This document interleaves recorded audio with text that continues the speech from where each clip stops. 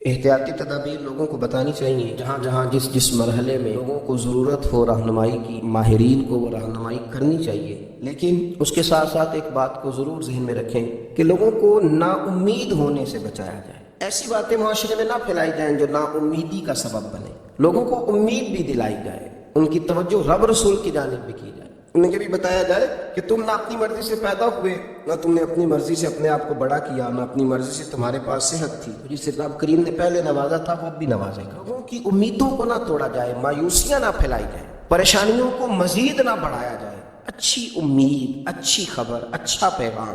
آپ احتیاطی تدابیر ضرور بتلائیں، اور لوگوں سے بھی یہ اپیل ہے کہ وہ خوب احتیاط کا مظاہرہ کریں، لیکن یہ بات یاد رکھیں کہ کہیں مایوسی نہ پھیلائیں، کہیں خوف میں مبتلا نہ کریں، لوگوں کے اعصاب پر سواری نہ کریں، کسی جگہ کا بھی کوئی ایسا ماحول نہ بنائیں کہ جس سے یوں محسوس ہو کہ انسان کرب میں آ گیا، وہ ڈگمگانے لگا ہے، اس کی سوچیں لڑکھڑانے لگی۔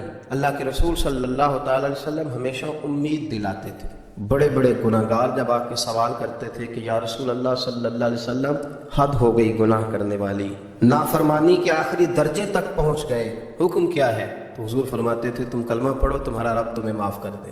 تم کلمہ پڑھو، اللہ تم پہ رحم فرمائے گا، اللہ تمہارے لیے آسانیاں کرے۔ بڑے بڑے غریب لوگ جب دروازہ رسول پہ آتے تھے تو حضور ان کے لیے ہاتھ اٹھا کے کہتے تھے کہ اللہ تمہیں مالا مال کر دے گا، تمہیں اللہ نواز دے گا، تمہارے لیے آسانیاں کر دے گا۔ اور پھر جب بڑے کمزور لوگ، بڑے بیمار لوگ، بڑے مجبور لوگ، وجود نکاہت سے چور چور ہو گیا، اس طرح کے لوگ جب آتے تھے تو اللہ کے رسول صلی اللہ تعالی علیہ وسلم انہیں بھی امید دلا دیتے تھے، ان کے لیے بھی حضور صلی اللہ علیہ وسلم خیر والا معاملہ فرما دیتے تھے۔ حضرت سعد بن ابی وقاص رضی اللہ تعالیٰ عنہ ارشاد فرمانے لگے کہ میں اتنا بیمار ہو گیا کہ مجھے یوں لگا کہ اب اس بیماری سے اٹھ نہیں پاؤں گا، شاید اس بیماری سے میں انتقال کر جاؤں گا، اب میرے لیے شاید مشکل ہو جائے مزید آگے بڑھنا۔ ہاں فرماتے ہیں میری ایک ہی بیٹی تھی تو میں نے یہ ذہن بنایا کہ میں وصیت کر دوں اپنے مال میں سے، اللہ کے راستے میں دے دوں، کچھ بیٹی کو دے دوں۔ میں نے صحابہ کرام علیہم رضوان سے گزارش کی کوئی حضور علیہ السلام کی بارگاہ میں عرض کرے کہ آپ کا غلام تکلیف میں ہے، اگر نظر کرم ہو جائے،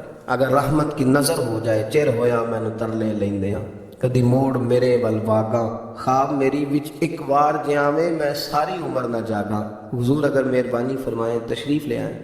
حضرت سعد بن ابی وقاص فرماتے ہیں لاجپال محبوب تشریف لے آئے، کرم نوازی فرمائی، تو حضور کو دیکھا میں کئی دنوں کا بیمار تھا تو میری آنکھیں برس پڑی، میں رو پڑا۔ میں نے عرض کی یا رسول اللہ صلی اللہ تعالی علیہ وسلم، شاید اس بیماری سے اٹھ نہ سکوں، ایک ہی بیٹی ہے، میرا ارادہ ہے کہ میں اپنا بہت سارا مال اللہ کے راستے میں خیرات کر دوں۔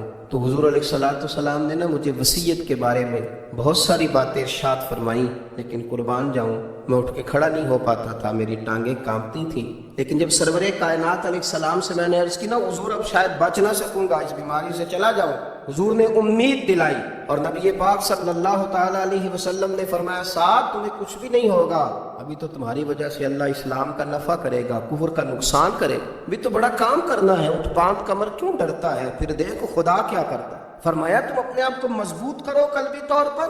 حضرت سعد بن ابی وقاص کہتے ہیں وہ حضور کی باتیں تھیں کہ میرے لیے قوت تھی، وہ ایک طاقت تھی، وہ ایک ایسی توانائی تھی جس نے میرے وجود میں حرارت پیدا کر دی۔ فرماتے ہیں کہ وہ بہت ساری دوائیاں جو کام نہ کر سکیں وہ کریم محبوب کے چند جملے کر گئے۔ حضرت سعد بن ابی وقاص کہتے ہیں حضور تو تشریف لے گئے، میں کئی دنوں سے اٹھ نہیں پا رہا تھا، لیکن تھوڑی دیر کے بعد ظہر کی اذان ہوئی تو میں نے اٹھ کے کھڑے ہو کے نماز ادا کی۔ تو یاد رکھیں کہ مایوسی نہیں پھیلائیں، احتیاطی تدبیر بتائیں، لوگوں کو آگاہی ہونی چاہیے۔ ماہرین، اطباء، ڈاکٹرز کے مشورے پر صحیح طور پر پابندی کے ساتھ، سختی کے ساتھ عمل ہونا چاہیے، پر توجہ تو اللہ کی جانب رکھنی ہے نا، ہمیں امیدیں تو رب سے وابستہ کرنی ہے نا، اہل ایمان کا شیوا تو یہی ہے۔ اللہ تعالیٰ سمجھنے کی توفیق عطا فرمائے۔